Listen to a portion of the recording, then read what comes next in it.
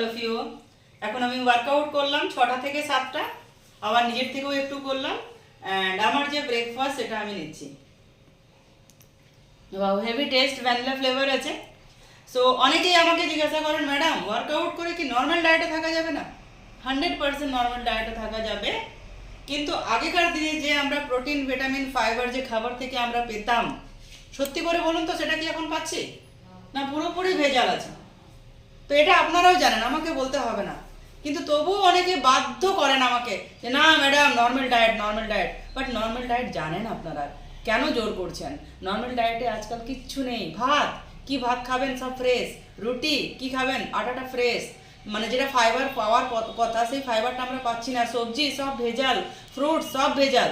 অতএব যদি আপনাকে প্রপার ওয়েটে ওয়েট লস করতেই হয়, তাহলে কিন্তু ব্যাকআপ সাপোর্ট হিসাবে আপনাকে কিছু পৌষ্টিক আহার, কিছু নিউট্রিশন তো নিতেই হবে। কি নিতে হবে সেটা আপনাকে জানতে হবে। তো আমরা এইসব বিষয়ে ক্লাস দিচ্ছি বৃহস্পতিবার আর রবিবার। আসুন, দেখুন, জানুন, বুঝুন, টোটালটাই ফ্রি আছে জানা বোঝা। তারপর আপনি ডিসিশন নেবেন যে এক্সারসাইজের পরে আপনি নর্মাল ডায়েটে থাকবেন না আমাদের মতো ডায়েট করে সুন্দরভাবে শরীরটাকে মেনটেন্স করবেন। তাই বলে এই নয় যে আমরা নর্মাল খাবার খাই না, সবই খাই।